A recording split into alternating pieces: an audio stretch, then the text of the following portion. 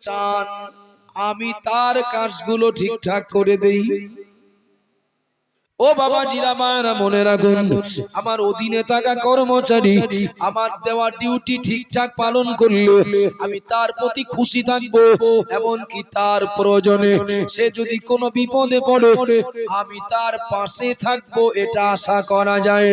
ও বাবা জিরা মায়েরা মনে রাখুন, আমরা যার গোলাম, প্রকৃতপক্ষে যে মালিকের গোলাম, ওই মালিক আমাদেরকে যে কাজ দিয়েছেন, আমাদের যে ডিউটি, যে দায়িত্ব দিয়েছেন, আমরা যদি মালিকের দেওয়া ডিউটি ঠিকঠাক পালন করি, আল্লাহ পাক তিনি আমাদের প্রতি খুশি থাকবেন। আমাদের বিপদে অবশ্যই তিনি আমাদের পাশে থাকবেন।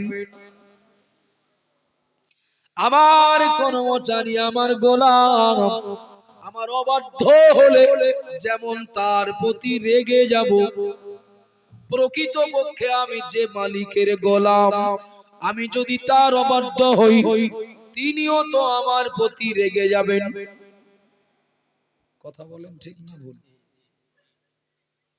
ও বাবাজিরা ভাইরা মনে রাখুন, আমি এক ধাপ এগিয়ে যাচ্ছি। যে জায়গায় জলসা করছে এই জায়গাটা মনে করেন আমি কোন ফসল, কোন ফল পাওয়ার জন্য, ফসল পাওয়ার জন্য গাছ লাগিয়েছি। এই যে কথাগুলো বলছি এটা আমার মূল কথা নয়, মূল কথা এর পরে। এই জায়গাটা আমি গাছ লাগিয়েছি, উদাহরণ ধরে নেন বেগুন গাছ লাগিয়েছি। ও বাবা জিরা মায়েরা মনে রাখুন, এই 2 কাঠা জায়গা আমি বেগুনের চারা লাগিয়েছি, বেগুন গাছের গোড়ায় সার দিয়েছি, পানি দিয়েছি, স্প্রে করেছি, চতুর্দিক থেকে বেড়াও দিয়েছি। একটু দয়া করে বলবেন নাকি আমি চাষি, আমার তো আশা থাকবে বেগুন গাছে যেন বেগুনটা হয়। কথা ঠিক না? আমি এই জায়গাটায় পটল চাষ করেছি, পটল গাছে যা প্রয়োজন সব দিয়েছি, তেল দিয়েছি, সার দিয়েছি, পানি দিয়েছি, স্প্রে করেছি। আমার আশা পটল গাছে পটলটা যেন হয়। ও বাবা জিরা মায়েরা মনে রাখুন, এবার একটু দয়া করে বলবেন নাকি গাছ যদি বেগুন দেয়, পটল গাছ যদি পটল দেয়, গাছে যদি ফল ফুলে পরিপূর্ণ হয়, এখন এ ক্ষেতের প্রতি আমার একটা আলাদা সুনজর থাকবে কিনা? থাকবে বলো? কেউ যদি বলে অমুকের ছাগল তোমার পর বেগুন খেতে ঢুকেছে, অমুকের ছাগল তোমার বলো পটল খেতে ঢুকেছে, মাথা বলো গরম হয়ে যাবে। যাবে না? যাবে না? যাবে। এবং সঙ্গে সঙ্গে ওই বেগুন গাছ, পটল গাছগুলো ক্ষতি যাতে না করে ছাগলের ব্যবস্থা করতে, ছাগলের মালিকের ব্যবস্থা নিতে বাড়ি ছেড়ে বলো মাঠে আসবো। কথা ঠিক বলছি না ভুল বলছি?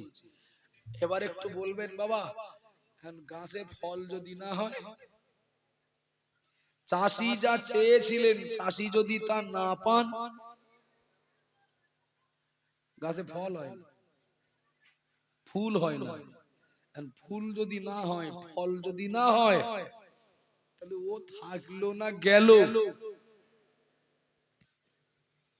চাষির বলো কোনো মাথার যন্ত্রণা থাকবে না।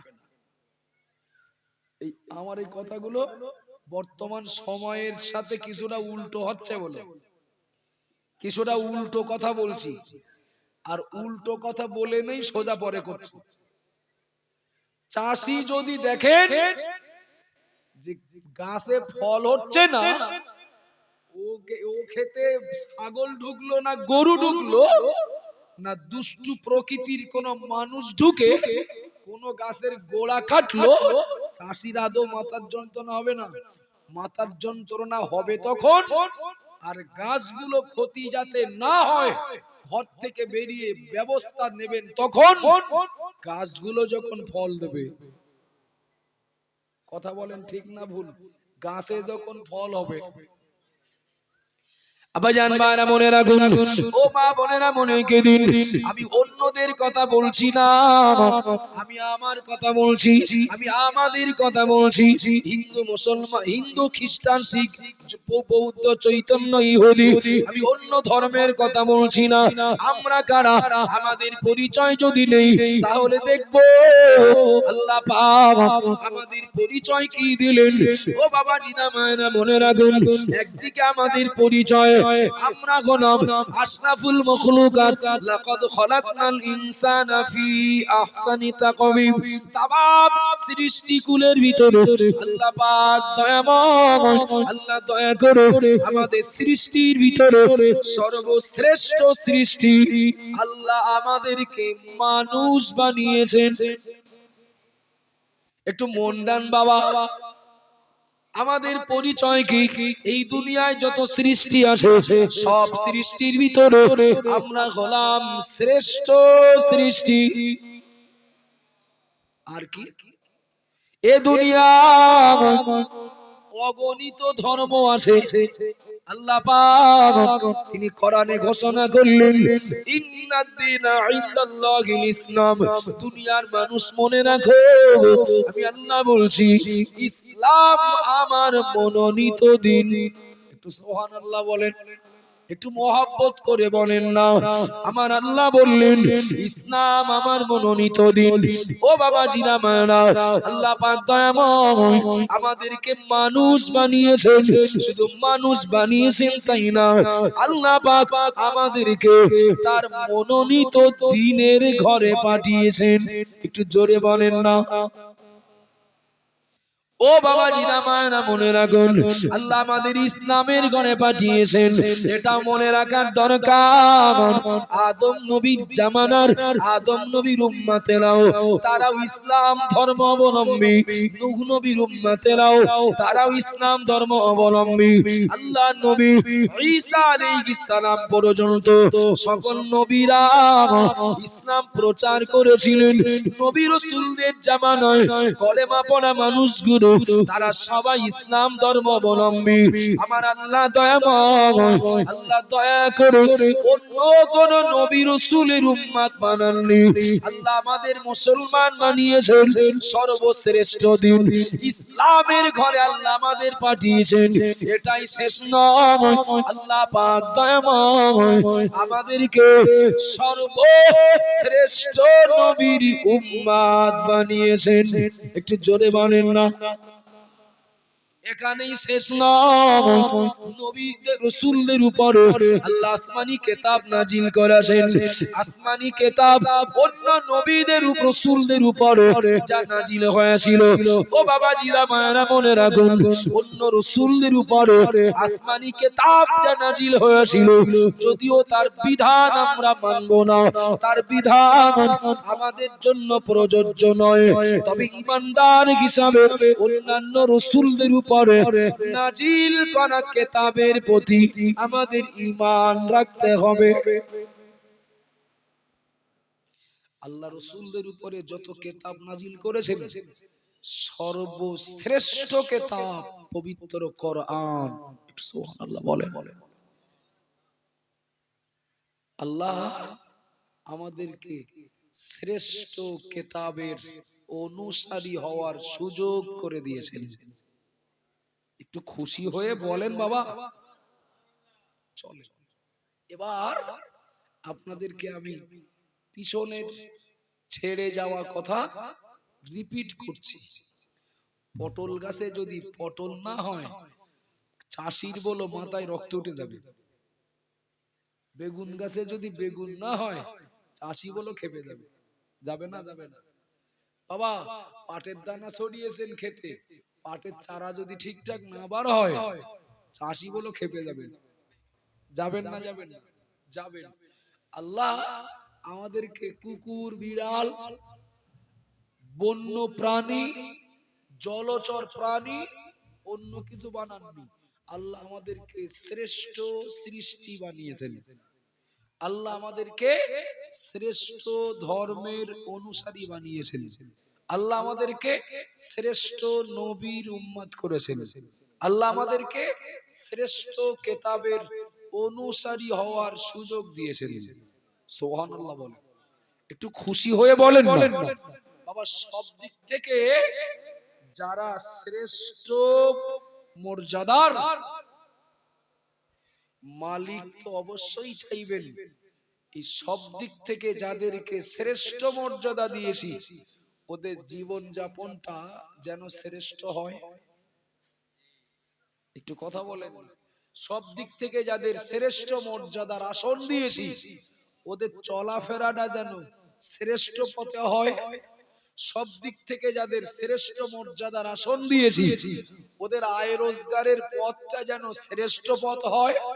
সব দিক থেকে যাদের শ্রেষ্ঠ মর্যাদার আসন দিয়েছি ওদের কথা, ওদের ভাষা, ওদের পোশাক পরিচ্ছদ, ওদের জীবন যাপন যেন শ্রেষ্ঠ হয়।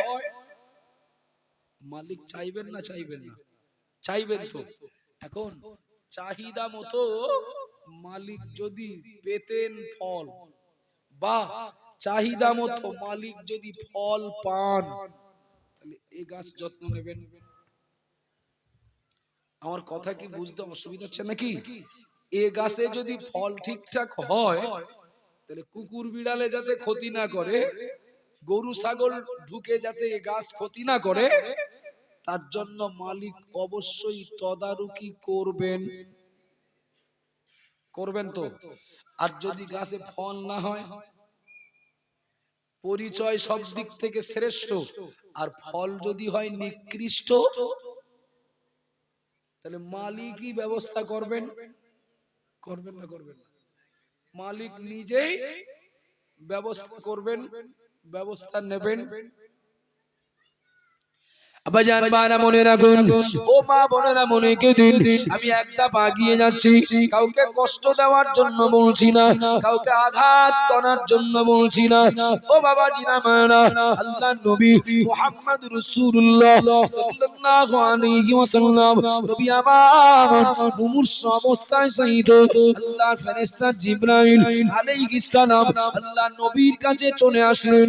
আসসালামু আলাইকা ইয়া রাসূলুল্লাহ, আসসালামু আলাইকা ইয়া হাবিবাল্লাহ। ও আল্লাহর নবী, আল্লাহ পাক আপনার কাছে আমাকে পাঠিয়ে দিয়েছেন। আপনি যদি অনুমতি দেন আপনার কাছে আজরাইল আলাইহিস সালাম আসবেন। আপনি যদি অনুমতি দেন আজরাইল আপনার কাছে আসবেন আপনার রূহটা কবজ করার জন্য, আপনার রূহটা নিয়ে যাওয়ার জন্য। ও আল্লাহর নবী, আপনার অনুমতির অপেক্ষা। অনুমতি যদি না দেন তাহলে আজরাইল আসবেন না।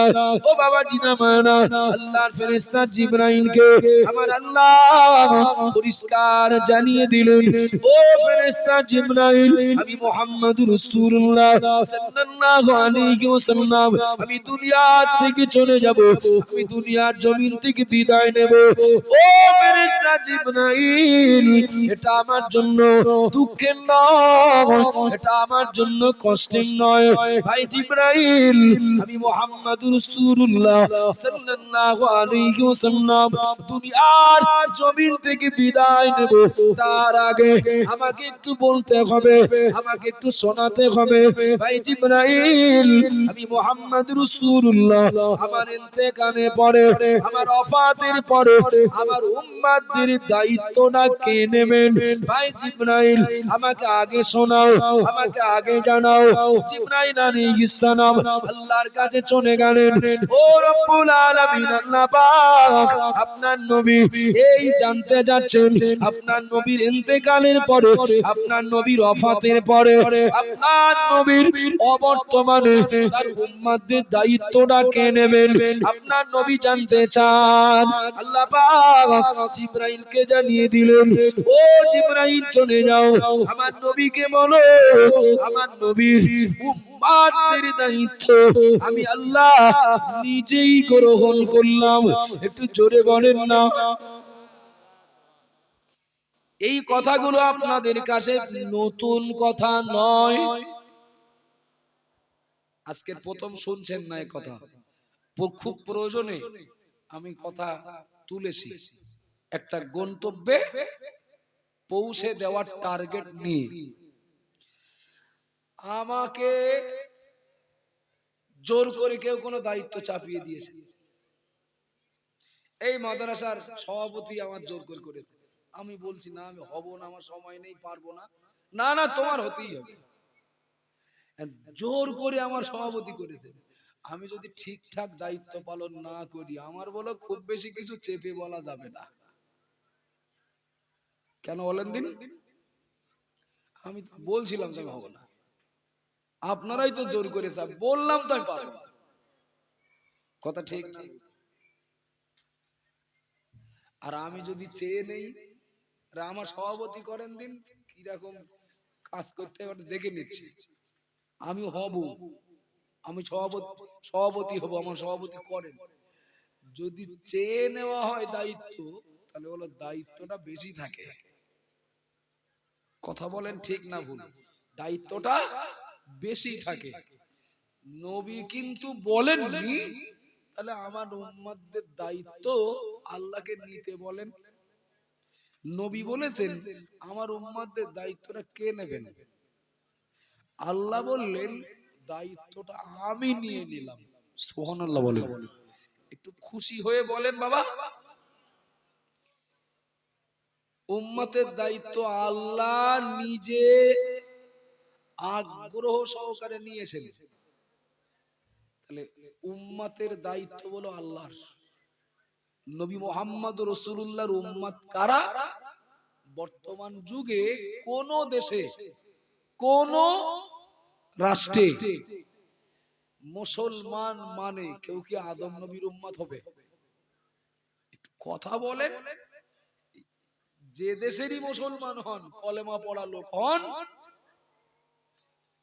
কেউ কিন্তু ইব্রাহিম নবীর উম্মত না, কেউ মুসা নবীর উম্মত কিন্তু না, সবাই মুহাম্মদুর রাসূলুল্লাহ সাল্লাল্লাহু আলাইহি ওয়াসাল্লামের উম্মত।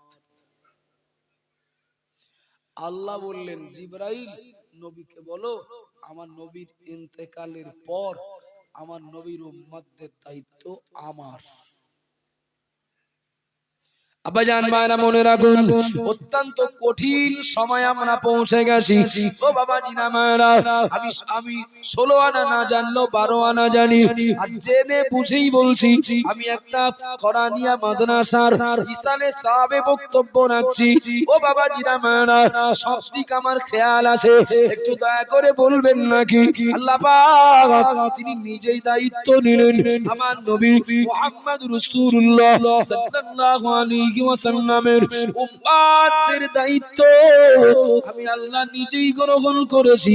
এবার একটু দয়া করে বলবেন নাকি ও বাবাজিরা মায়েরা, तमाम দুনিয়ার মাটিতে যারা কলেমা বলেছেন, যারা কলেমা পড়েছেন লা ইলাহা ইল্লাল্লাহ মুহাম্মাদুর রাসূলুল্লাহ, এই কলেমা যারা পড়ে দিয়েছেন তারা তো মুহাম্মাদুর রাসূলুল্লাহর উম্মত, মুহাম্মাদুর রাসূলুল্লাহর উম্মতি।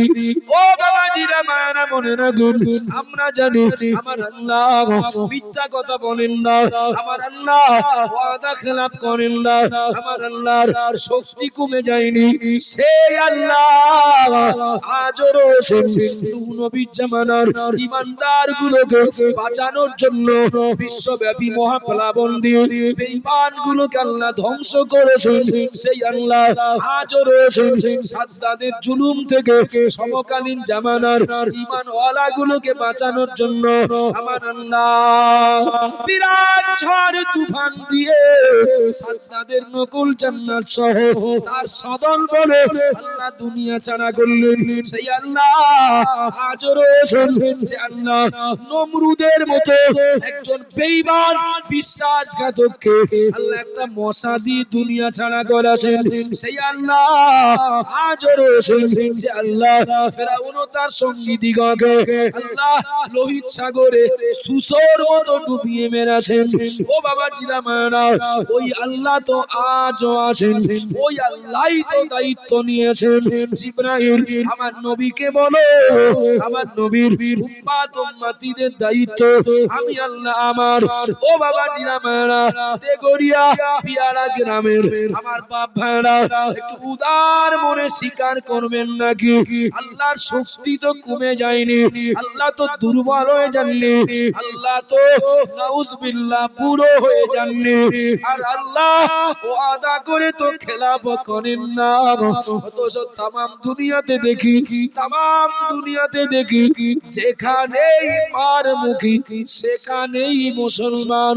ঠিক বলছি না ভুল বলছি? সারা দুনিয়াতে যেখানেই মারমুখী কারা? একটু কথা বলেন। মুসলমান। মারমুখী কারা? মুসলমান। মুসলমান বলতে মুহাম্মাদুর রাসূলুল্লাহর উম্মত, নামের আগে সব মুহাম্মদ আছে। তারাই মার খাচ্ছে, তারাই কোণঠাসা হচ্ছে, তাদেরই অস্তিত্ব সংকটে, তাদেরই স্বাভাবিকভাবে বেঁচে থাকা দায়। ঠিক না ভুল? আচ্ছা বাবা, এবার একটু বলবেন, এই যারা কলেমা পড়া ঈমান আনা মানুষগুলোকে যারা কষ্ট দিচ্ছে, যারা বিরক্ত করছে, যারা জ্বালাতন করছে, ওই দুষ্টু প্রকৃতির জীব জানোয়ার তুল্য ওই মানুষগুলোকে আল্লাহ তো ব্যবস্থা করতে পারতেন এই কলেমা পড়া এই গাছগুলো রক্ষা করার জন্য। যারা ডিস্টার্ব করছে, যারা বিরক্ত করছে, যারা জ্বালাতন করছে, তাদের বিরুদ্ধে আল্লাহ কড়া ব্যবস্থা নিয়ে মুসলমানগুলো তো স্বস্তিতে বাঁচার ব্যবস্থা করে দিতে পারতেন। পারতেন না? পারতেন না? পারতেন তো। কিন্তু মার খাচ্ছে, কোণঠাসা হচ্ছে, দেশ ছাড়া হচ্ছে, পর্যদুস্ত হচ্ছে, কঠিন পরীক্ষায় পড়ে আসে মুসলমান, দাপতে বেড়াচ্ছে। সেই কাফের, বেঈমান, মুশরিক, মুনাফিক, আল্লাহ আল্লাহর নবীর দুশমন যারা, তারাই বলো দাপতে বেড়াচ্ছে। মুসলমান মানে আসামি, কলেমা পড়া মানে আসামি। বাসে উঠতে ভয় লাগে, ট্রেনে উঠতে ভয় লাগে, শহরে ঘুরলে ভয় লাগে, বিদেশে গেলে ভয় লাগে। কেননা আমি মুসলমান, কি জানি কিছু হয়টাই কি তা কি জানি কেন। কারণ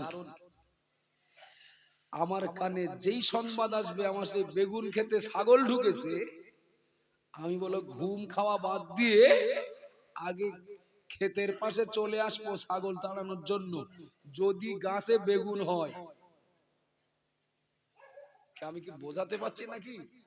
গাছে যদি বেগুন হয়, গাছে যদি পটল হয়, বাজার করতে গেছি কেউ ফোন করছে যে তোমার সে পটল খেতে সেই গরু ঢুকেছে, বাজার করার প্যাকেট ফেলে আমি বলো পটল ক্ষেতের বেড়ার পাশে চলে আসবো গরু তাড়ানোর জন্য।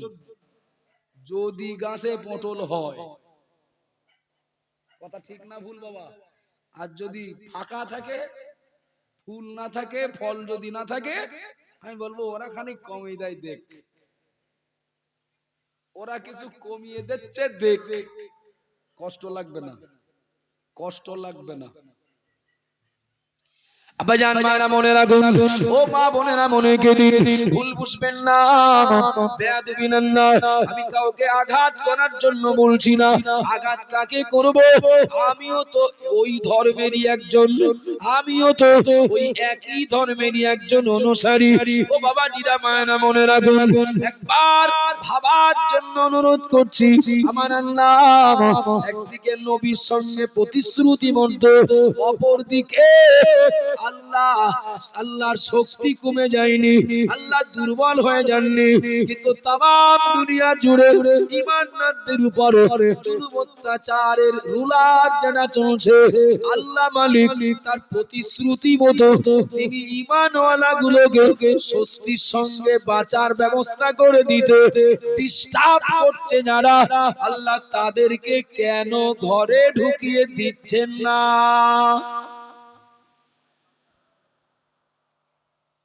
ও বাবাজিরা মায়েরা মনে রাখুন, আমার মা বোনেরা মনে রাখুন, আগিয়ে চলুন।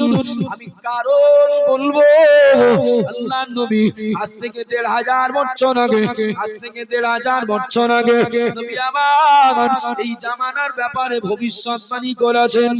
এই জামানার ব্যাপারে আল্লাহর নবীর ভবিষ্যৎবাণী রয়েছে।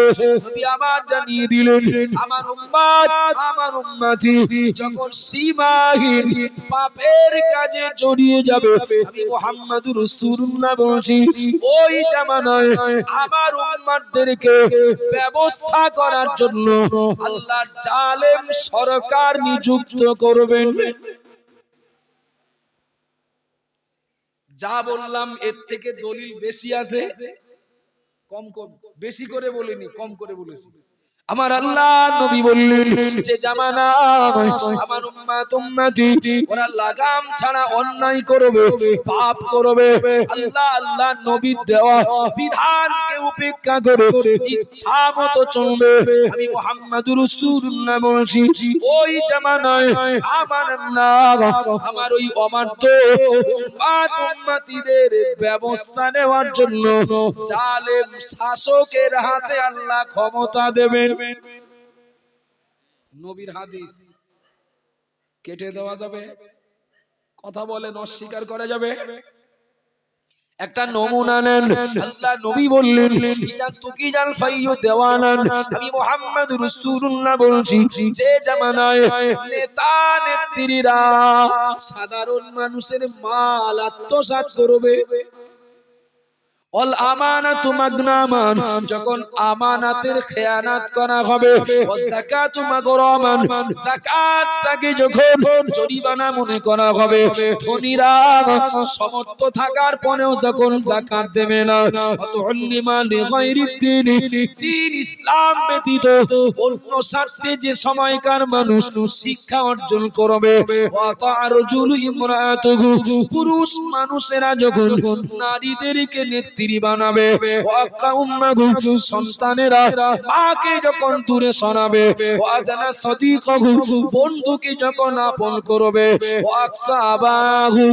বাপকে পিতাকে যখন পর পর ভাববে, ফাসিক ব্যক্তিরা যখন সমাজের নেতা হবে,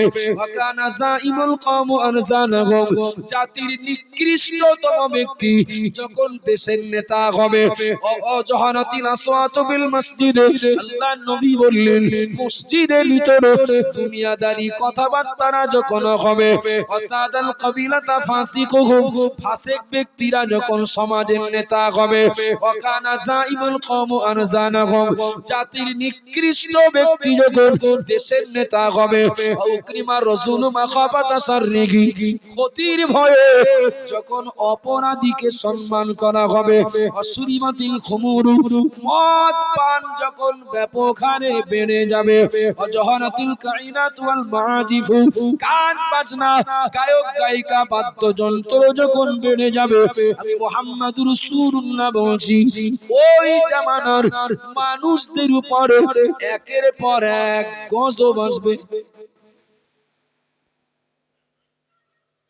কিছু বোঝা যাচ্ছে নাকি বাবা? কেউ যদি মসজিদের উপরে, মাদ্রাসার উপরে, ঈদগাহ, কবরস্থান, খানকার উপরে, মুসলমানের উপরে আক্রমণ যদি করতে আসে, তার প্রতিবাদ করার দায়িত্ব আমাদের আছে না নেই? একটু হ্যাঁ না বলেন। প্রতিবাদ করার দায়িত্ব আছে তো? প্রতিবাদ করার দায়িত্ব আছে, প্রতিবাদের দায়িত্ব আছে। শোনেন, ওই আমার ভাই যত বড় অপরাধী হোক, শত্রুর সামনে আমার ভাইয়ের অপরাধ আমি কিন্তু দেখাবো না, বা তার সাথে আমার মনোমালিন্য আছে, বাইরের শত্রুর কাছে এই ঘরোয়া সমস্যা কিন্তু তুলে ধরবো না।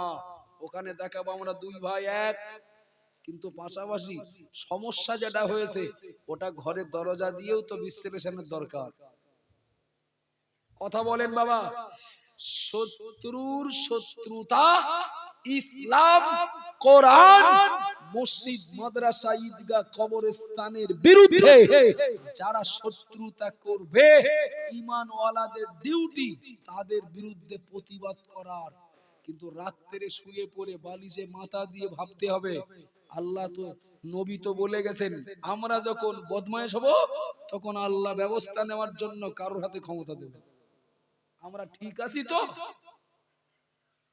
এটা বালিশে মাথা দিয়ে রাত্রে একা একা ভাবতে হবে। আমার কথা বোঝা যাচ্ছে নাকি? আমি মসজিদ, মাদ্রাসা, ঈদগাহ, কবরস্থান নিয়ে পড়ে আসি, আমার প্রতি তো আল্লাহর নিরাপত্তার ঘেরা বেড়া দেওয়ার দরকার ছিল, তা না দিয়ে আমি শত্রুর শত্রুতার শিকার কেন? আমার কোন ত্রুটির জন্য এটা আমার, এটা আমাদের, এটা মুসলিম জাতির শাস্তি না তো? আমার কথা ভুল বুঝছেন নাকি? তাম মুসলিম কমিউনিটি আজকের কঠিন বিপদে, এটা তাদের কর্মের ফল না তো? এটা ঘরোয়া কথা, বাইরের কথা। জীবন থাকতে মসজিদের অপমান মেনে নেব না, জীবন থাকতে মাদ্রাসার অপমান মেনে নেব না, জীবন থাকতে কবরস্থানের অপমান মেনে নেব না, জীবন থাকতে ইসলামের অপমান মেনে নেব না। এটা আমার বাইরের ভূমিকা। আর আমার ঘরের ভিতরে বালিশে মাথা দিয়ে আমার চিন্তা এরকম হচ্ছে কেন? এটা আমাদের কর্মের ফল না তো? কেমন ভুল হচ্ছে নাকি? কিছু মনে নেন না। সেই গরম গরম হইলো কদিন, হবে আবার, আবার হবে। একেবারে হাজার হাজার জনগণ সামনে। আমিও বক্তব্য রেখেছি, বদরের যুদ্ধে 313 মুসলমান, 1000 কাফের গোয়ারা হেরেছে। হেরেছে না? একটু জ্যান্ত মানুষের মধ্যে উত্তর দেন না, হেরেছে না হারিনি? ওহদের যুদ্ধে 700 মুসলমান, 3000 কাফের গোয়ারা হেরেছে। বলে কি বোঝাতে চাচ্ছি? এ কথা বলে কি বোঝাতে চাচ্ছি? তোমরা সংখ্যায় বেশি, তাই কি পারবা না বলো? এই তো বোঝাতে চাচ্ছি। আচ্ছা বাবা, 3000-এর মোকাবেলায় 700 সৈন্য জিতলো, দেহের বলে না আল্লাহর মদদে? একটু কথা বলেন না। 1000 সৈন্যের মোকাবেলায় 313 জিতলো, একই দৈহিক শক্তিতে না আল্লাহর মদদে? আল্লাহর মদদে তো। তো সুতরাং বদরের মতো মদদ পেতে হলে, ওহদের মতো মদদ পেতে হলে, বদর ওহদে ইসলামের পক্ষে যারা ছিলেন তাদের মতো ঈমানটা তো লাগবে। একটু কথা বলেন না। আমি চলবো বেঈমানদের মতো আর সাহায্য নেব বদরের মতো, কি করে সম্ভব? আমি চলবো নাস্তিক ধর্মহারাদের মতো আর ওহদের মতো সাহায্য নেব। আল্লাহ সাহায্য দেবেন, তা পাত্র দেখবেন না? কেমন ভুল হচ্ছে নাকি? আল্লাহ সাহায্য দেবেন, পাত্র দেখবেন না? যাতে তাতে দিয়ে দেবেন। কিছু মনে নেন না, আমি দুটো কথা বলছি একসঙ্গে, দুটো কথা। একটা হলো বেশি বলছি আত্মসমালোচনা, আত্মসমালোচনা। আল্লাহ দয়া করে এত সম্মানের উচ্চ আসন আমাদেরকে দিলেন, এরপরেও আমরা সম্মানের সাথে এই পৃথিবীতে মাথা উঁচু করে না বেঁচে আমরা কেন এত কোণঠাসা? মনে হয় গাছের সাথে ফলের মিল নেই, গাছের সাথে ফলের মিল নেই, তাই যে যার মতো করে যাচ্ছে।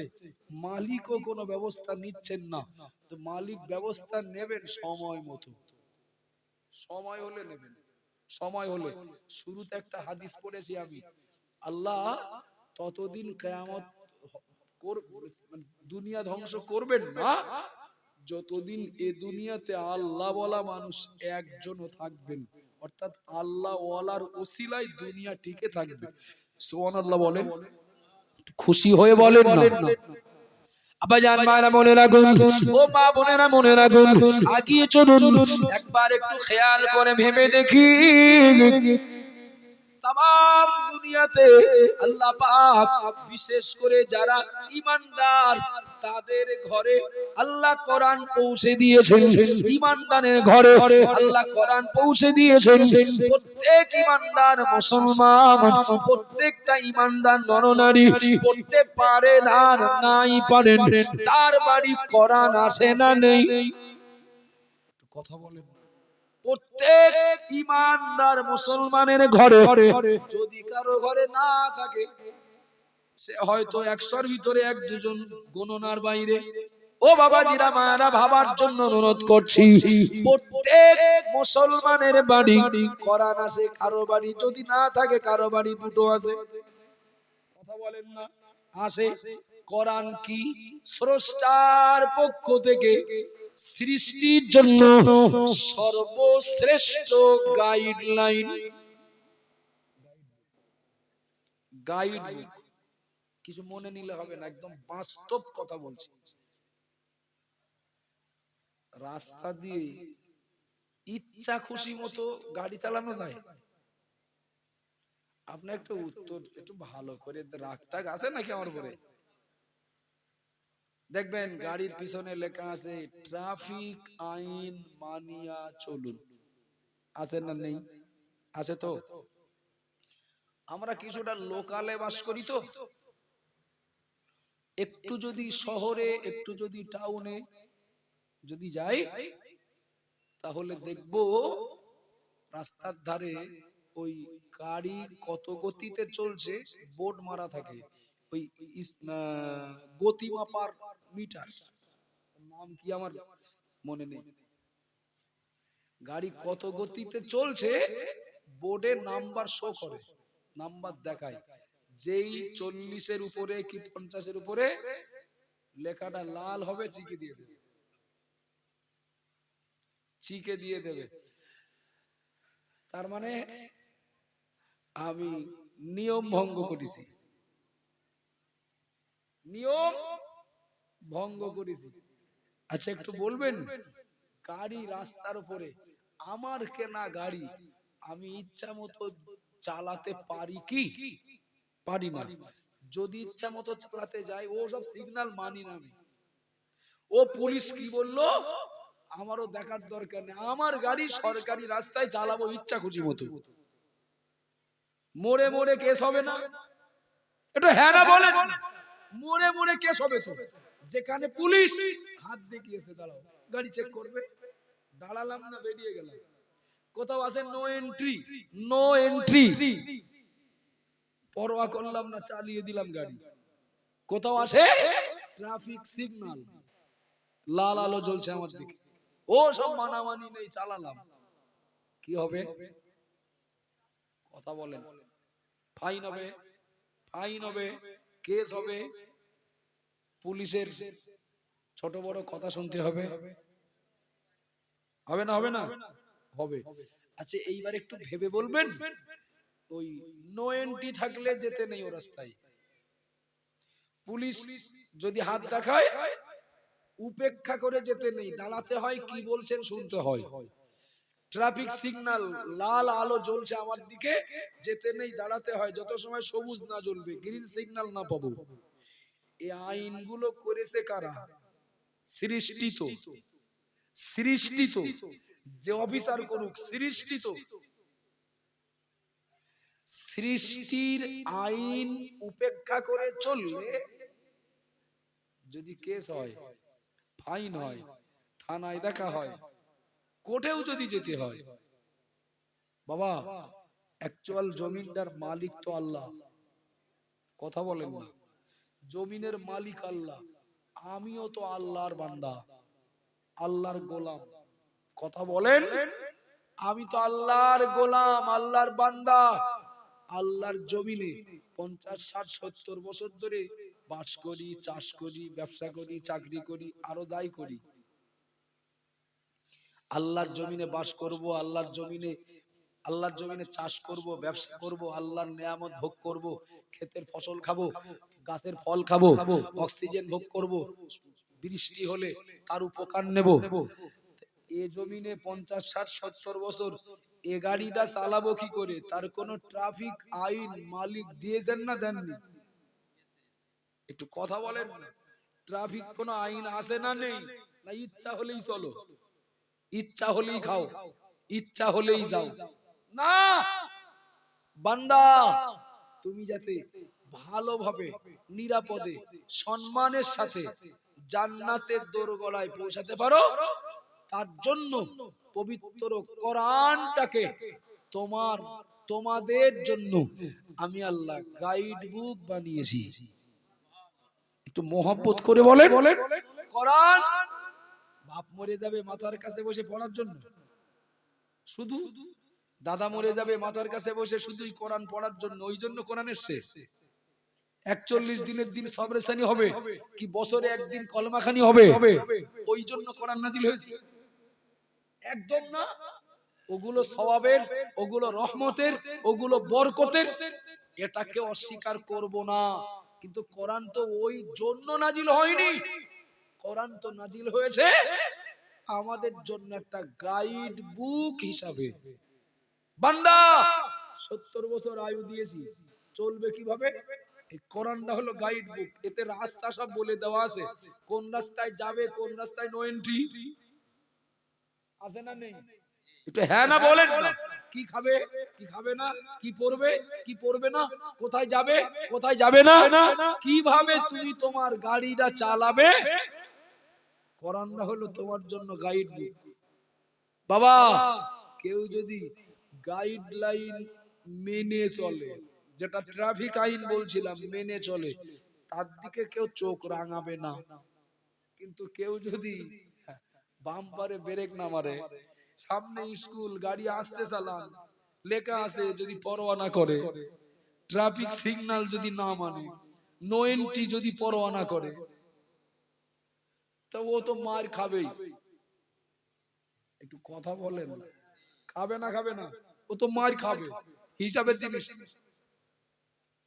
আবাজান মানা মনে রাখুন, ও মা বোনেরা, মনে দিন এখানে যত মানুষ রয়েছেন, আমি আপনাদেরকে জিজ্ঞাসা করছি, দয়া করে বলবেন নাকি গত 26শে এপ্রিল ব্রিগেডে ওয়াকফ সংশোধনী বিলের প্রতিবাদে একটা বিরাট সমাবেশ ছিল কিনা? ব্রিগেড বাংলার একেবারে বিভিন্ন এলাকা থেকে যে প্রস্তুতি ছিল, আপনাদের তুলনায় আমরা একটু খবর বেশি রাখি, যে প্রস্তুতি ছিল, দেশ স্বাধীনের পর ব্রিগেডের যে বা যারাই সমাবেশ করেছে, সে প্রধানমন্ত্রী করুক আর রাষ্ট্রপতি করুক, সব রেকর্ড ভাঙতো 26 এপ্রিল। শুনছেন আমার কথা? সব রেকর্ড ভাঙতো। পশ্চিমবঙ্গের কোন রুটে একটা বাস খালি ছিল না।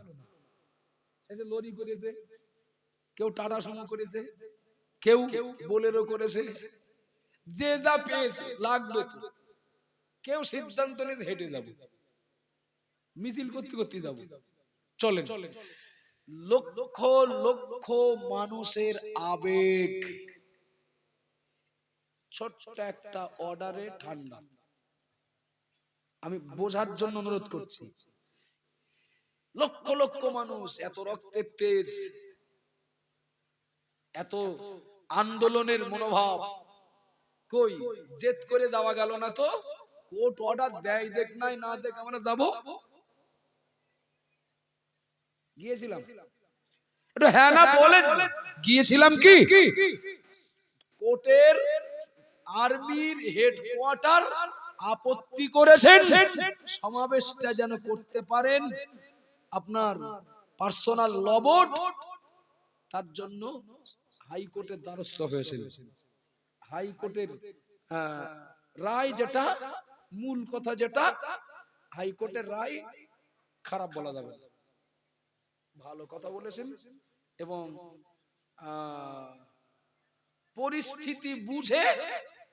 পরিস্থিতি বুঝে সময় উপযোগী সিদ্ধান্ত নিয়েছেন।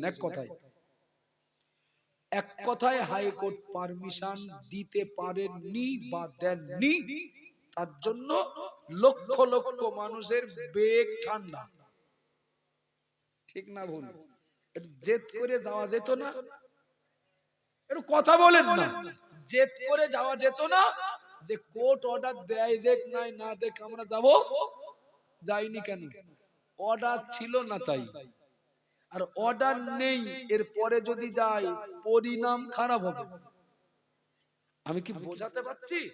লক্ষ লক্ষ মানুষ রিস্ক নিলেন না কেন? না কোর্টের অর্ডার নেই। সুতরাং অর্ডার যদি না থাকে, হুকুম যদি না থাকে, পারমিশন যদি না থাকে, তাহলে সেখানে গেলে পরিণাম খারাপ হবে। তাই যাইনি। চলুন, থানার বড়বাবু কাউকে ডাকছেন, 3 দিন ধরে ডাকছেন। বাদুড়িয়া থানার বড়বাবু 3 দিন ধরে ডাকছেন। বাদুড়িয়া 3 দিন ধরে ডাকছেন, একটু দেখা করেন, আপনার সাথে আমার দরকার, একটু দেখা করেন, আপনার সাথে আমার দরকার। যে পারে ডাকুক দিন, আমারও সব সময় নেই। একদিন ডাকলেন গেলাম না, দ্বিতীয় দিন ডাকলেন গেলাম না, তৃতীয় দিন ডাকলেন গেলাম না। এই যে বড়বাবু ডাকছে না, যাচ্ছি না, পরিণাম ভালো হবে না খারাপ হবে? পরিণাম খারাপ হবে। একে বুঝতে বাকি থাকে নাকি? ওসি ডাকছেন কেন, কি জন্য? পরে কথা, থানার বড়বাবু ডাকছেন, যাচ্ছি না, তার মানে খবর বলো খারাপ। কথা ঠিক না ভুল? দুটো কথা বলেছি। একটা বলেছি কোর্ট পারমিশন দেয়নি, তাই লক্ষ লক্ষ মানুষ বল দেখাতে যাননি, বলো অর্ডার নেই, যাওয়া যাবে না, গেলে পরিণাম খারাপ হবে। দ্বিতীয় কথা বলেছি থানার বড়বাবু একবার দুবার তিনবার ডেকেছেন, যায়নি। এটা বলে আমরা বুঝতে পারছি পরিণাম বলো খারাপ হবে। আব্বাজান মায়েরা মনে রাখুন, ও মা বোনেরা মনে রাখুন, হাইকোর্টের জজ, হাইকোর্টের হাকিম, যার অর্ডার ছিল না বলে লক্ষ লক্ষ মানুষ ক্রিকেট থেকে মুখ ফিরিয়ে নিয়েছি, ওই অর্ডারটা যদি মানা না হয়, পারমিশন ছিল না যেহেতু, পারমিশন ছিল না যেহেতু, এরপরে ওই কাজটা যদি করা হয়, পরিণাম খারাপ হবে। আপনাদেরকে জিজ্ঞাসা করছি, হাইকোর্টের যিনি প্রধান বিচারপতি, ও বাবা জিরা মায়েরা, যত পাওয়ার তার থাকুক না কেন, তিনি সৃষ্টি না স্রষ্টা? সৃষ্টি, সৃষ্টির পারমিশন ছিল না, যাওয়া যাবে না, ওখানে গেলে খারাপ হবে। সৃষ্টির পারমিশন নেই, এজন্য পারমিশন নেই বলে যদি যাওয়া না যায়, আর পারমিশন নেই এরপরে গেলে পরিণাম যদি খারাপ হয়, একটু বলবেন নাকি? এখানে যত মানুষ রয়েছে, আমি অমুসলমানদের কথা বলছি না। আল্লাহ পাক হাইকোর্টের যিনি উকিল, হাকিম, বিচারপতি, সুপ্রিম কোর্টের যিনি প্রধান বিচারপতি, ও বাবা জিরা মায়েরা, তাদের যিনি এ সকল পাওয়ারফুল ব্যক্তিদের, পাওয়ারফুলদের যিনি সুপার পাওয়ার, যার মহান আল্লাহ, ওই আল্লাহর পারমিশন নেই এমন কাজ আমরা করি কিনা? কথা বলেন না। হাইকোর্টের পারমিশন নেই, যাব না, ওখানে গেলে পরিণাম খারাপ হবে। স্রষ্টার পারমিশন নেই, এমন কাজে আসি না, নেই এমন কাজ করি না, করি না, করি তো। এখন সৃষ্টির পারমিশন নেই, এরপরে গেলে যদি পরিণাম খারাপ হয়, স্রষ্টার পারমিশন নেই যে কাজে, সে কাজে যদি আমি যাই, তা খবর ভালো হবে? বোঝা যাচ্ছে কি? উদাহরণ নেন, উদাহরণ আমি না, আপনারা বললে ঝড়ের মতো বলে দেবেন। সুদ খাওয়া, মালিকের পারমিশন আছে? খাই না, খাই না, পারমিশন নেই শুধু না, নিষেধ আছে, কড়া নিষেধ। কথা বলেন ঠিক না ভুল? মদ খাওয়া, মালিকের পারমিশন আছে? পারমিশন নেই শুধু না, কড়া নিষেধ, মদ খাবে না, সুদ খাবে না, খবরদার লটারি কাটবে না। আল্লাহর পক্ষ থেকে অর্ডার নেই বলে, খাওয়ার অর্ডার নেই, করার অর্ডার নেই। বাবা, সৃষ্টির অর্ডার না থাকার কারণে সে কাজ যদি না করা যায়, আর করলে যদি পরিণাম খারাপ হয়, প্রতিনিয়ত স্রষ্টার জমিনে স্রষ্টার সৃষ্টি হয়ে স্রষ্টার অসংখ্য আইন তছনছ করে দিয়ে চলছি, পরিণাম ভালো হবে? ভালো হবে? আব্বাজান মায়েরা মনে রাখুন, ও মা বোনেরা মনে কে দিন, এবার একটু দয়া করে বলবেন নাকি, থানার বড়বাবু ডেকেছেন একবার, দুবার, তিনবার, ওসির ডাকে সাড়া যদি দেওয়া না হয়, এর জন্য পরিণাম খারাপ হবে। আমরাই বললাম, বলবেন নাকি? মসজিদে মুয়াজ্জিন সাহেব দিন 5 বার করে তো স্রষ্টার দিকে ডাকছেন। কথা বলেন, দিন 5 বার মুয়াজ্জিন সাহেব আল্লাহর দিকে ডাকছেন, তার মানে আমি ঘুরিয়ে বলতে পারি আমার আল্লাহ দিন 5 বার করে আমাদের ডাকছেন নামাজ পড়তে, নামাজের দিকে। আল্লাহ পাক বছরে 1 মাস রমজানে রোজা রাখার জন্য ডাকছেন। আল্লাহ পাক ধনী মানুষ দিগকে যাকাত দেওয়ার জন্য ডাকছেন। আল্লাহ পাক ধনী মানুষ দিগকে হজের জন্য মক্কা মদিনায় ডাকছেন। ও বাবা জিরামানা, একটু বলবেন নাকি সৃষ্টির ডাক অমান্য করলে, যদি সৃষ্টির ডাকে সাড়া না দিলে যদি পরিণাম খারাপ হয়? স্রষ্টার ডাক যারা মানে না, স্রষ্টার ডাকের গুরুত্ব যারা দেয় না, স্রষ্টার হুকুম যারা মানে না, পরিণাম ভালো হবে না খারাপ?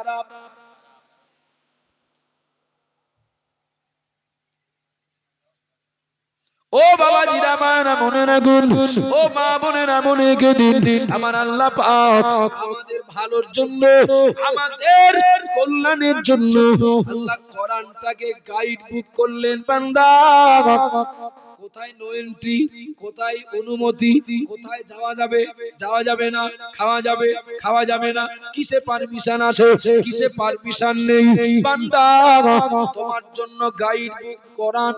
কিছু মনে নিলে হবে না বাবা। ও বাবা জিরা মায়েরা মনে রাখুন, বিরাট যত্ন করে কোরআনটা ঘরে রেখে দিয়েছি। ওই যে ঘরে কোরআন সেই ঘরে লটারি, যে ঘরে কোরআন সেই ঘরে সুদ, যে ঘরে কোরআন সেই ঘরে মদ, যে ঘরে কোরআন সেই ঘরে মহিলা সমিতি বন্ধন। ঠিক বলছি না ভুল বলছি? পরোক্ষভাবে কোরআনের অপমান করা হলো না? একটু কথা বলেন বাবা।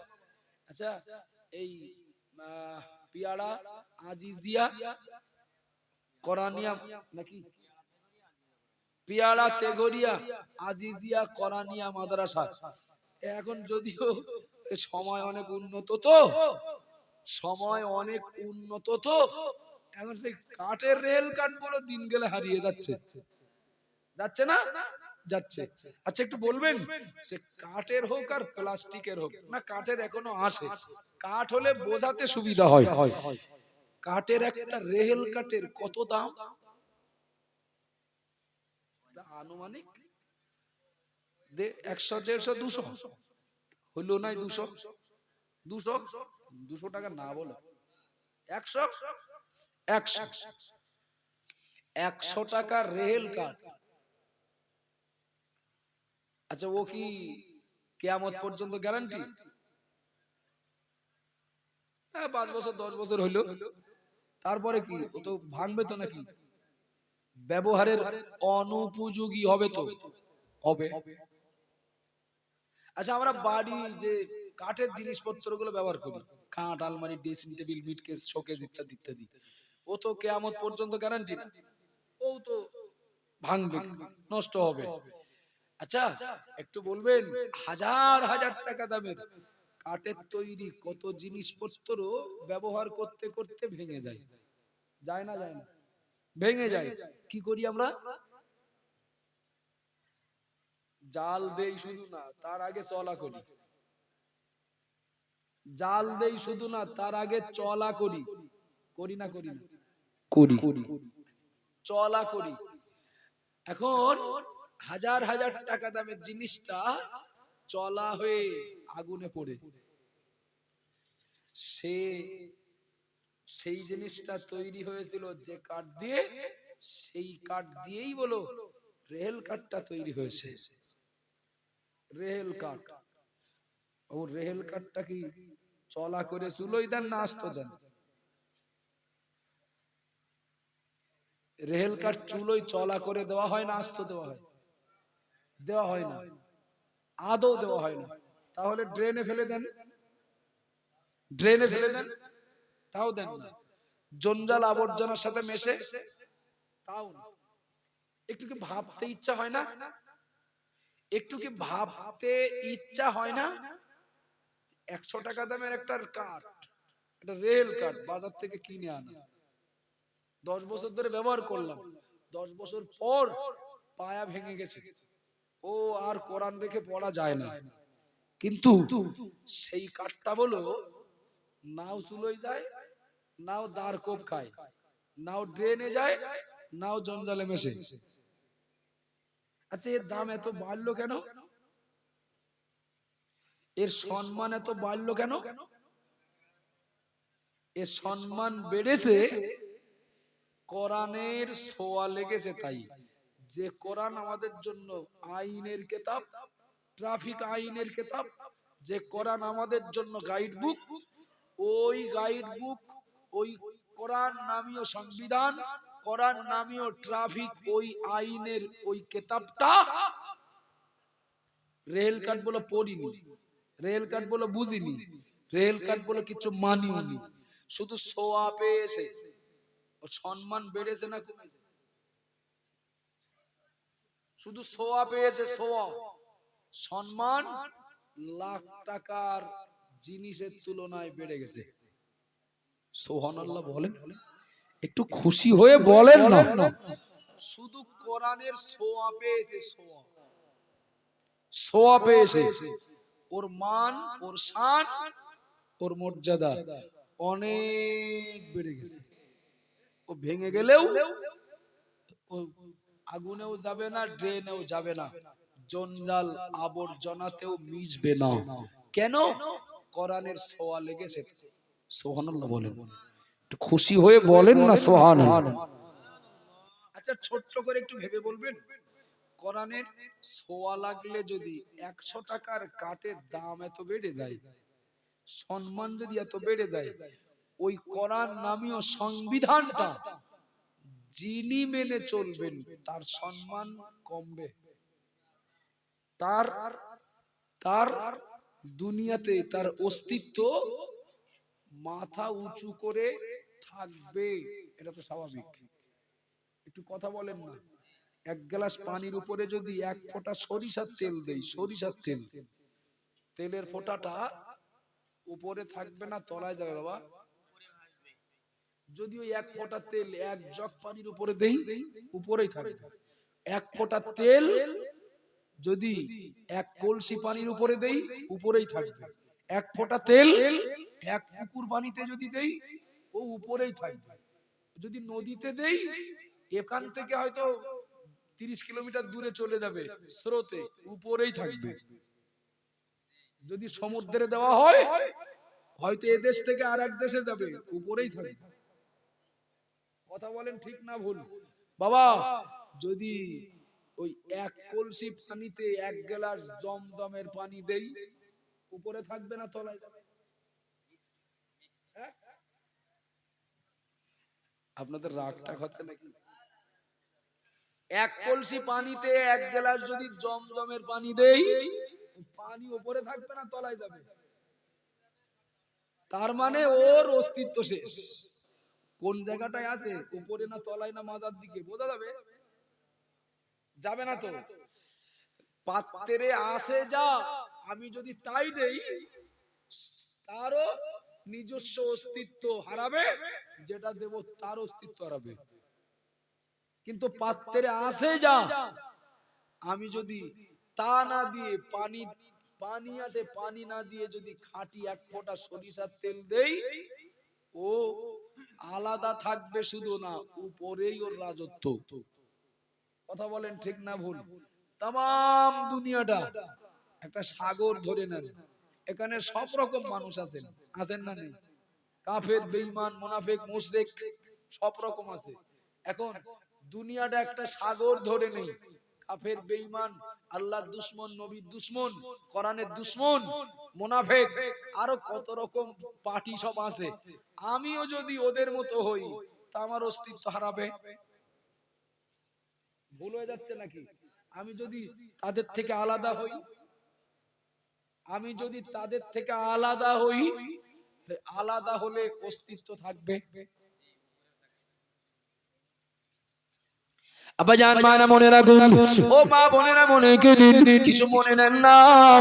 আমি কষ্ট দেওয়ার জন্য বলছি না, কথা অনেক মনে আসছে, সব বলার সময় নেই। ও বাবাজিরা, মানা মনে রাখুন, একটু দয়া করে বলবেন নাকি, বসিরাটের মাটিতে শুয়ে রয়েছেন, বসিরহাটের মাটিতে শুয়ে রয়েছেন শাহ আলী রহমাতুল্লাহ আলাইহি। বাঘের পিঠে চড়তেন। কথা বলেন ও বাবাজিরা, মায়ানা মনে রাখুন, আগিয়ে চলুন। হাওড়া জেলা বাকুল শরীফে শুয়ে রয়েছেন, নাম ছিল তার প্রতাপ চন্দ্র সেন। মুজাদ্দিদুজ্জামান আবু বকর সিদ্দিক রাহমাতুল্লাহ আলাইহি হাতে হাত দিয়ে কলেমা পড়ার পরে মুজাদ্দিদুজ্জামান নাম দিলেন সুফি আব্দুল মোমেন। একটু সুবহানাল্লাহ বলেন।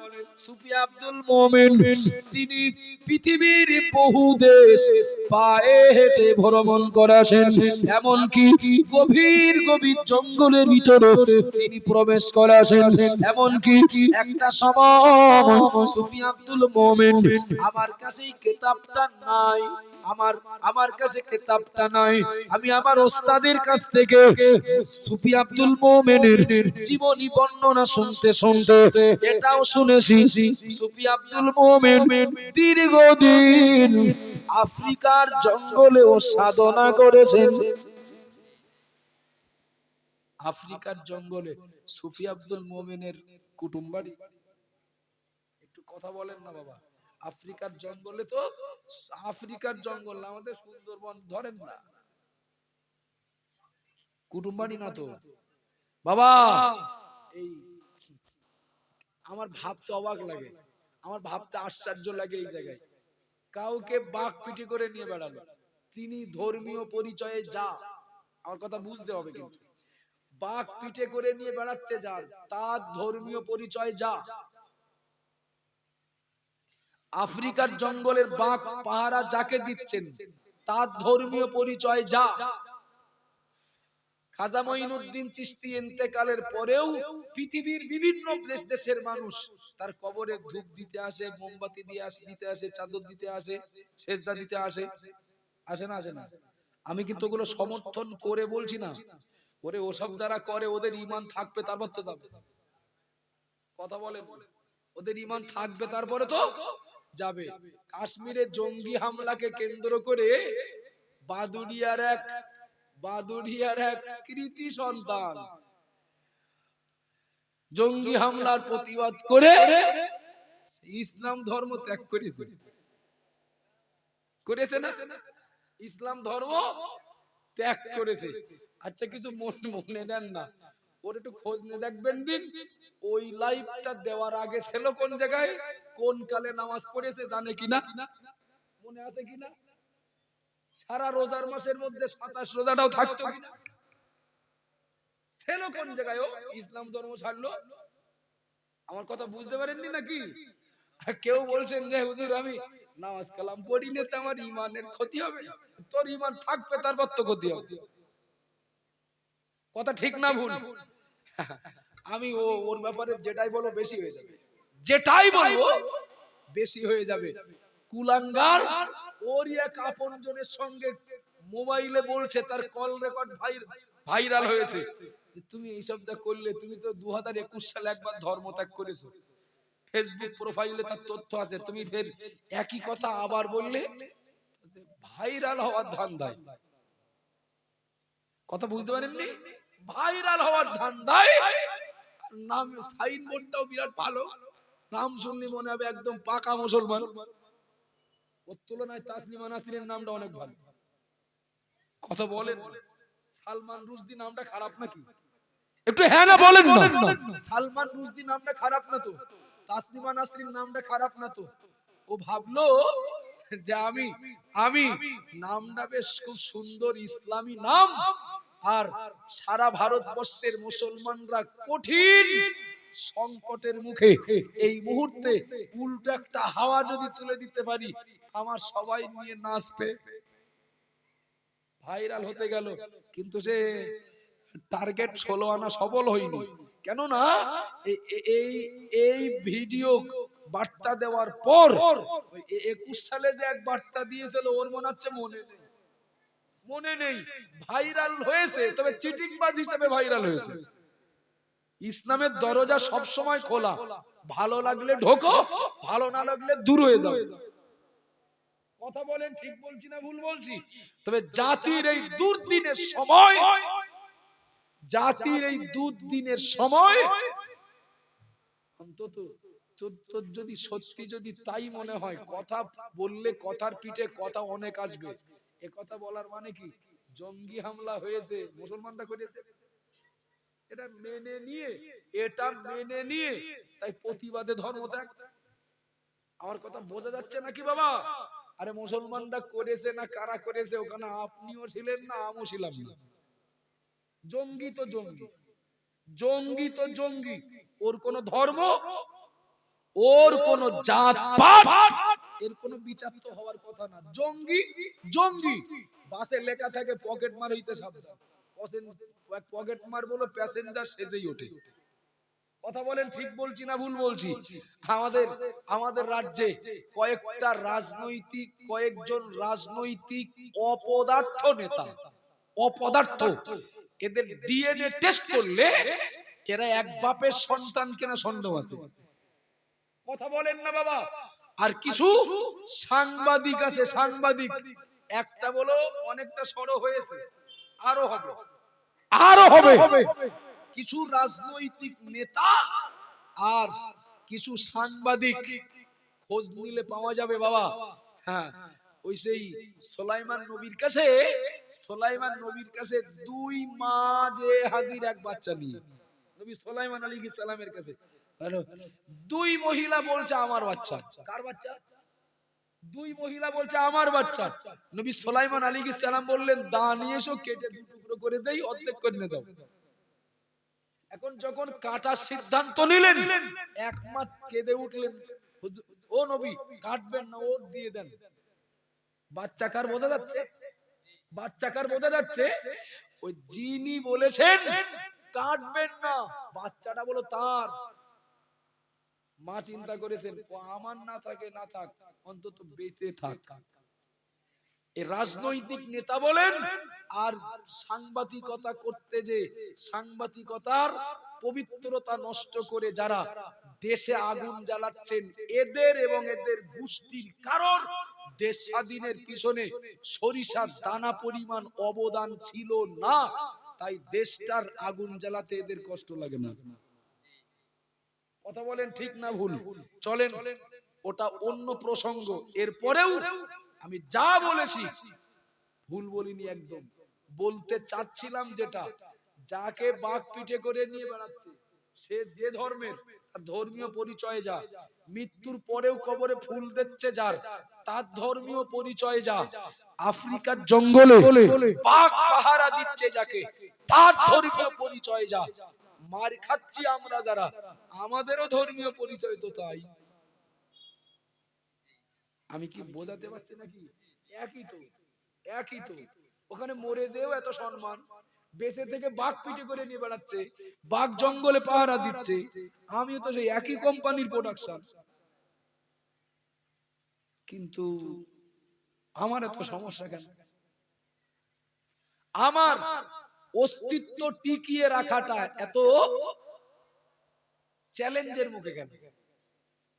আবাজান মায়েরা মনে রাখুন, ও মা বোনেরা মনে কিছু মনে নেন না, বাস্তব অবস্থা বলছি, বাস্তব চিত্র বলছি। কোরআন আল্লাহর পক্ষ থেকে আমাদের জন্য গাইড বুক, এই গাইড বুক মেনে চলেছেন যারা, তারা ভালো চলেছেন, ভালো চলবেন, ভালো থাকবেন স্বাভাবিক।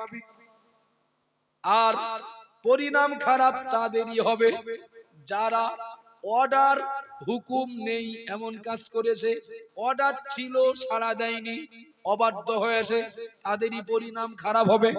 একটু কথা বলেন, ঠিক না ভুল? আল্লাহ পাক তিনি মালিক, তিনি স্রষ্টা। কোরআনে আমাদের জন্য আদেশমূলক যেগুলো ঘোষণা করেছেন, ওগুলো তো মালিকের ডাকা। বান্দা নামাজ পড়ো, রোজা রাখো, বান্দা সমর্থ থাকলে যাকাত দাও, হজ করো, ও বান্দা আব্বা মায়ের সেবা করো, বড়দের শ্রদ্ধা করো, ছোটদেরকে স্নেহ করো। এই কাজগুলো আল্লাহ ডেকেছেন। মদ খেও না, সুদ খেও না, লটারি কেটো না, জুয়া খেলো না, বাপ মায়ের কষ্ট দিও না। ও বাবাজিরা, মায়েরা মনে রাখুন, আল্লাহ নিষেধ করেছেন।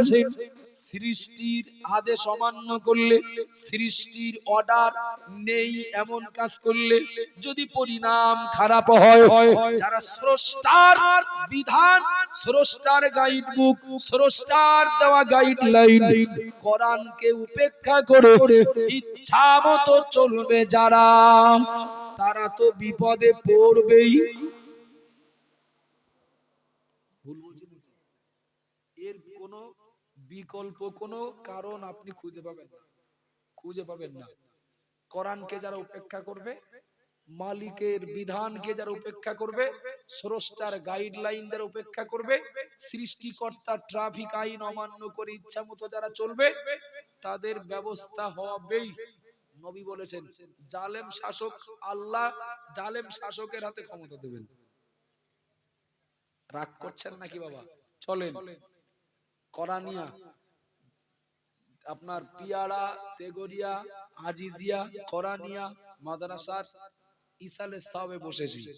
কিছু মনে নেন না, একটা বাস্তব চিত্র নেন। বাস্তব, এই গ্রামের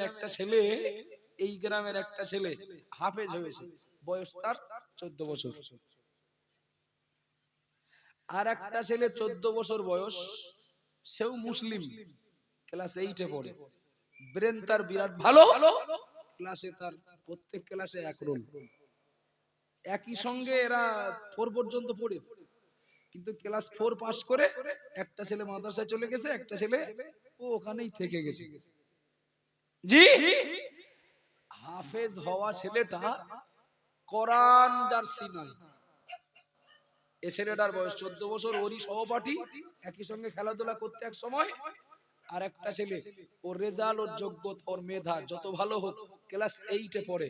বাবা, এই দুটো ছেলের ভিতরে আমাদের কাছে বেশি সম্মানের পাওনাদার কে হবে? একটু কথা বলেন। হাফেজ সাহেব, হাফেজে কোরআন শুধু এই 8 এ পড়া ওর সহপাঠীর তুলনায় না, ওর বাপ বয়সী কত অন্য গুণের অধিকারী, এমন কত গুণের মানুষদের তুলনায় 14 বছরের ছেলেটাকে সম্মান বেশি দেওয়া হবে। কারণ হলো একটাই, ওর সিনায় আছে কোরআন। সুবহানাল্লাহ বলেন, একটু মহব্বত করে বলেন। বাংলাদেশের ছোট্ট ছোট্ট হাফেজ আন্তর্জাতিক প্রতিযোগিতায় দেখবেন যারা প্রথম সারিতে জায়গা দখল করে, প্রায় বলো সব বাংলাদেশ। কথা ঠিক না ভুল? মনে পড়ছে হঠাৎ একজনের নাম, চোখে কোনোদিন দেখিনি, মিডিয়াতে জেনেছি। সলে আহমদ তাকরিম, ছোট বাচ্চা। আচ্ছা, ওর যা যোগ্যতা, ওর তুলনায় ডিগ্রিতে, যোগ্যতায়, ভাষায়, জ্ঞানে, টাকায়, ম্যান পাওয়ারে বাংলাদেশে আরো অনেক নামি দামি ব্যক্তি আছেন না নেই? আছেন তো। কিন্তু সালেহ আহমদ তাকরিমকে যে সম্মান দেওয়া হয়েছে, এখনো দেওয়া হচ্ছে, বা যারা আন্তর্জাতিক স্তরের যারা কারি, এদের যা সম্মান দেওয়া হয়, সব দেশের রাষ্ট্রপ্রধানদেরও এত সম্মান দেওয়া হয় না। এই সম্মানটা পাওয়ার পিছনে সব থেকে বড় কারণ, সিনায় আছে আল্লাহর কোরআন। সুবহানাল্লাহ বলেন, একটু মহব্বত করে বলেন না বাবা। এই গাইড বুকটাকে যারা একটু বুকে জড়িয়েছেন, আল্লাহ তাদের সম্মান দিয়েছেন। আর যারা অবহেলা করেছেন, তারা বেইজ্জতি হয়েছেন। এর বিকল্প কোনো অপশন খুঁজে পাবেন না। জি, দুঃখজনক বিষয় হলো আজকের গ্রামে গ্রামে, সে কেরালা মডেল হোক আর সৌদি মডেল হোক, যে মডেলই হোক, কিছু কিছু মানুষ আছেন দোষ খুঁজে খুঁজে বেড়ান। ওটা ওদের মুক্ত ওখান যাওয়া যাবে না, ওটা ওদের ওখান যাওয়া যাবে না। রেজাল্ট, বাচ্চাটা কোনো মুক্তবে পড়ে না, মানে কোন জায়গায় পড়ে না, নিজেও কিছু জানে না।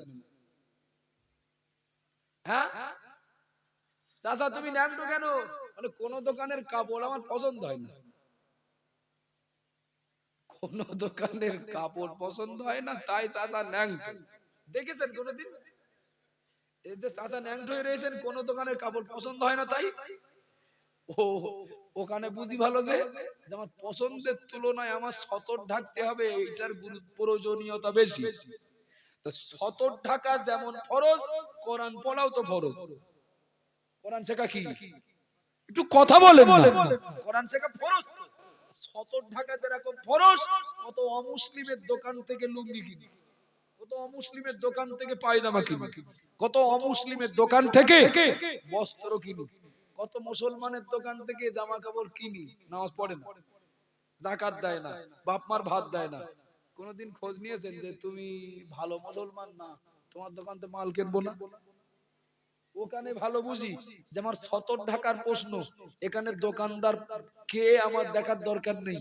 বাবা যদি মনে হয় বাচ্চাটার কেরালা মডেল দেবেন না, যদি মনে হয় বাচ্চাটাকে আর আরো দুটো মডেল আসে সেখানে দেবেন না, এর পরেও বাচ্চাটাকে বাপ হিসাবে, গার্জিয়ান হিসাবে কোরআন শিক্ষা ওকে পাইয়ে দিতেই হবে। বাপ মা দায়বদ্ধ। কথা বলেন ঠিক না ভুল? বাবা আমার বাচ্চার শরীর খারাপ হলে আমি বাপ ডাক্তার চিকিৎসা করতে পারি না, তাই তো ডাক্তার বাড়ি নিয়ে যাই, তাই তো ডাক্তার বাড়ি নিয়ে যাই। আমার বাচ্চাটাকে আমি বাপ পড়াতে পারি না, আমি হুজুর না, আমি হাফেজ না, মাওলানা না, কোরআন পড়ানোর মতো যোগ্যতা নেই, তাহলে আমার বাচ্চাটাকে রোগ থেকে না, ওকে জাহান্নাম থেকে বাঁচার পথ পাইয়ে দিতে কোনো না কোনো হসপিটালে ভর্তি করতে হবে। কথা বলেন ঠিক না ভুল? গ্রামে গ্রামে এই মাদ্রাসাগুলো তো আমাদেরকে জাহান্নাম থেকে বাঁচানোর পথ বলে দিতে, রাস্তা দেখিয়ে দিতে এবং জান্নাতে যাওয়ার রাস্তা খুঁজে দিতে এই প্রতিষ্ঠানগুলো থেকে তো উপযুক্ত প্রেসক্রিপশন ধরিয়ে দেওয়া হয়। সুতরাং আমার বক্তব্য আর নয়, সময় আমার শেষ। এত সময় ধরে আপনাদেরকে আমি রাগে না, ক্ষোভে না, বাস্তব অবস্থার উপরে ভিত্তি করে আত্মসমালোচনা বেশি করে করেছি। মানে পরের দোষ না দিয়ে নিজের দোষটা বেশি খুঁজেছি। কেউ আমার মানলো, আমি তার দিকে তেড়ে যাওয়ার আগে ভাবি মার খাওয়ার কাজ করেছি কিনা। কথা বলেন শেষ বেশ, এটা তো বলতেই হবে, বলেও যাচ্ছি, বলেও যাব। কোরআন আল্লাহর মনোনীত কিতাব, ইসলাম আল্লাহর মনোনীত দিন। যারাই এগুলোকে ক্ষতি করতে গেছে, ক্ষতিগ্রস্ত তাদেরই হতে হয়েছে, এটা অস্বীকার করার নেই। তাকবীর দেন, নারায়ে তাকবীর। একটু জোরে বলেন নারায়ে তাকবীর। আমাদের প্রিয় মুর্শিদ কিবলা, আমাদের প্রিয় মুর্শিদ কিবলা, নারায়ে তাকবীর। অল ইন্ডিয়া সুন্নাতুল জামাত, নারায়ে তাকবীর। আর নয়, যারা এদিক ওদিকে আসেন দয়া করে একটু মজলিসটাতে আসুন, ভুল হলে ক্ষমা করবেন, দোয়া করবেন। ওমা আলাইনা।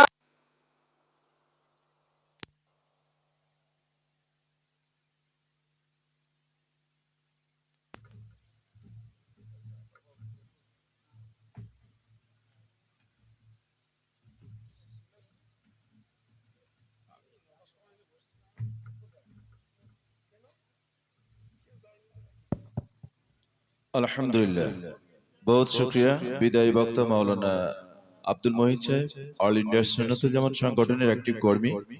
খুব বাস্তব ভিত্তিক গুরুত্বপূর্ণ কথা বলেছেন।